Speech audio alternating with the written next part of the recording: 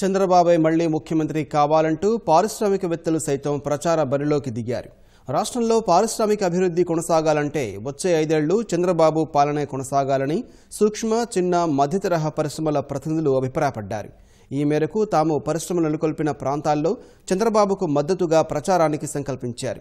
విజయవాడలోని కేసినేని భవన్ నుంచి పారిశ్రామికవేత్తల ప్రచార రథాన్ని తెదేపా నేత అశోక్ బాబు జెండా ఊపి ప్రారంభించారు. కృష్ణా జిల్లాలోని నూజివీడు, గుడివాడ, పామర్రు, మచిలీపట్నం నియోజకవర్గాల గ్రామాల్లో వారు ప్రచారం చేయనున్నారు. సీఎం గారికి గెలిపించాలి, ఆ ఉద్దేశంతోనే మేము మా ఇండస్ట్రీస్ హాలిడేస్ కాకపోయినా అవి వదిలి అక్కడి నుంచి మేము ఇక్కడికి వచ్చి సీఎం గారు నెక్స్ట్ టైం గెలవాలనే ఒక ఉద్దేశంతో మేము వెళ్ళి ప్రచారం చేసి ఆయన గెలిపించమని కోరాలని ఇక్కడికి వచ్చామండి. పర్పస్ ఆఫ్ అవర్ విజిట్ అది అన్నమాట. మేమేం చేస్తున్నామంటే పెద్ద ప్లాట్ఫామ్ ఏర్పాటు చేసి ఇండివిజువల్ అసోసియేషన్ కాకుండా ఆంధ్రప్రదేశ్ ఎంఎస్ఎంఈ చేసి ఒక పెద్ద ప్లాట్ఫామ్ చేసి అందరినీ, యాక్చువల్గా బెంగళూరులో ఉన్నారు తెలుగు వాళ్ళు, చెన్నైలో ఉన్నారు, వాళ్ళందరూ కూడా రావడానికి సిద్ధంగా ఉన్నారు. మా పరిచయాలు ఉన్నాయి. కాకపోతే ఈ గవర్నమెంట్ మళ్ళీ చంద్రబాబు నాయుడు గారు వచ్చినట్టయితే వాళ్ళందరూ రావడానికి సిద్ధంగా ఉన్నారు. అది మేము మాట్లాడడం జరిగింది సీఎం గారి ఆఫీసులో. సో మేము కోరేది ఏంటంటే, మేము అపీల్ చేసేది ఏంటంటే ఆంధ్రప్రదేశ్ ప్రజలకి, మీ అభివృద్ధికి, స్టేట్ అభివృద్ధికి ఇండస్ట్రియల్గా కొత్త విషయాలు మాకు తెలియదు, అభివృద్ధి కావాలంటే చంద్రబాబు నాయుడు రావాల్సిందే. సీఎం గారు ల్యాండ్ అలాట్ చేసి అన్ని ఫెసిలిటీస్ ప్రొవైడ్ చేశారు. దానికి అనుగుణంగా 60 మంది పారిశ్రామికవేత్తలు ఇక్కడికి వచ్చి స్టార్ట్ చేయడం జరిగింది.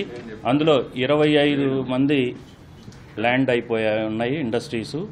సో మేమంతా ఎందుకు వచ్చామంటే, ఇక్కడ ఆ చుట్టుపక్కల విలేజ్లో మేము ఎంప్లాయ్మెంట్ ప్రొవైడ్ చేస్తున్నాము.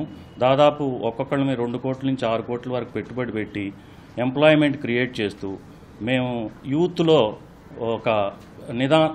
ఒక మోటివేషన్ని క్రియేట్ చేసి ఆ చుట్టుపక్కల విలేజ్లో లోకల్ వాళ్ళనే తీసుకొని మేము ఇండస్ట్రీస్ని ప్రమోట్ చేయాలని అనుకుంటున్నాము.